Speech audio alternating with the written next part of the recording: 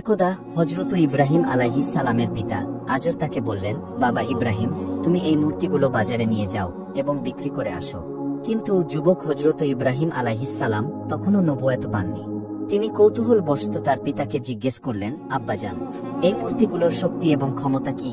তখন আজর তাকে বললেন, এই মূর্তিগুলোর শক্তি এবং ক্ষমতা হলো, এই মূর্তি আসমান জমিন পৃথিবী সবকিছু সৃষ্টি করেছে এবং আমাদেরকেও সৃষ্টি করেছে।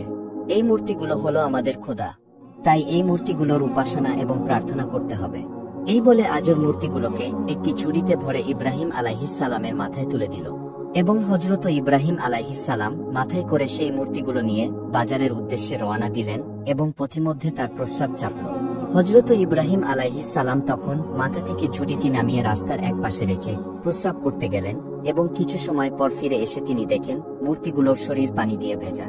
হযরত ইব্রাহিম আলাইহিস সালাম মূর্তিগুলোকে জিজ্ঞেস করতে লাগলেন, কি ব্যাপার, তোমার শরীর পানি দিয়ে ভেজা কেন? কিন্তু মূর্তি তো কোনো কথা বলে না। হযরত ইব্রাহিম আলাইহিস সালাম খেয়াল করে দেখলেন তার পাশেই একটা কুকুর দাঁড়িয়ে রয়েছে এবং তখনও সেই কুকুরের লেজ দিয়ে টপটপ করে পানি পড়ছে। হযরত ইব্রাহিম আলাইহিস সালামের বুঝতে আর বাকি রইল না, কুকুর প্রস্রাব করে দিয়ে এই মূর্তিগুলোর শরীর ভেঙে দিয়েছে। হযরত ইব্রাহিম আলাইহিস সালাম এবার রাগান্বিত কণ্ঠে চিৎকার করে বলতে লাগলেন, কি ব্যাপার, তোমরা নাকি খোদা? এই সুন্দর আকাশ জমিন সবকিছু সৃষ্টি করেছো এবং মানুষকেও সৃষ্টি করেছো, তাহলে এই সামান্য কুকুরের হাত থেকে তোমরা নিজেকে রক্ষা করতে পারলে না কেন? কুকুর যখন তোমাদের শরীরে প্রসাব করছিল তোমরা এখান থেকে দৌড় দিলে না কেন? অথবা কুকুরকে তাড়িয়ে দিলে না কেন? তোমরা কেমন খোদা, তোমরা নিজেকেই নিজে রক্ষা করতে পারো না? এই বলে হযরত ইব্রাহিম আলাইহিস সালাম রাগান্বিত অবস্থায় মূর্তির ঝুড়িটা নদীতে নিয়ে গিয়ে ফেলে দিল এবং মূর্তিগুলোকে নদীর পানিতে চুবিয়ে চুবিয়ে গোসল করিয়ে তাদেরকে সারিবদ্ধভাবে দাঁড় করালো। এরপর হযরত ইব্রাহিম আলাইহিস সালাম সেই মূর্তিগুলোকে বলতে লাগলেন, তোমরা যদি সত্যিই খোদা হয়ে থাকো তাহলে এখান থেকে বাজার পর্যন্ত তোমরা হেঁটে হেঁটে যাবে, আমি সামনে হেঁটে যাব, তোমরা আমার পিছন পিছন হেঁটে যাবে। এই বলে হযরত ইব্রাহিম আলাইহিস সালাম হাঁটা শুরু করলেন। কয়েক কদম হাঁটার পর তিনি পিছনে তাকিয়ে দেখেন সে মূর্তিগুলো আগের জায়গায় দাঁড়িয়ে রয়েছে। হযরত ইব্রাহিম আলাইহিস সালাম এবার আরো রাগান্বিত অবস্থায় তাদের বলতে লাগলেন, তোমরা কিসের খোদা?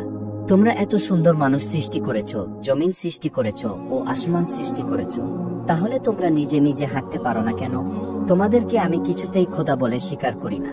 হযরত ইব্রাহিম আলাইহিস সালাম এবার একটি রশি বের করলেন এবং সবগুলো মূর্তির কোমরে রশি বাঁধলেন এবং রশির একটি মাথা নিজের হাতে রেখে টানতে টানতে বাজারের দিকে সেই মূর্তিগুলোকে নিয়ে যেতে শুরু করলেন। বাজারে পৌঁছে তিনি দেখলেন মূর্তিগুলোর অবস্থা খুবই বেহাল, কোনোটার হাত নেই, কোনোটার পা নেই, কোনোটার মাথা নেই। তারপরও তিনি সেই মূর্তিগুলো বিক্রি করার জন্য বসলেন। দীর্ঘক্ষণ বাজারে বসে থাকার পরও তার একটি মূর্তি বিক্রি হলো না। ভাঙা মূর্তি কেই বা কিনবে?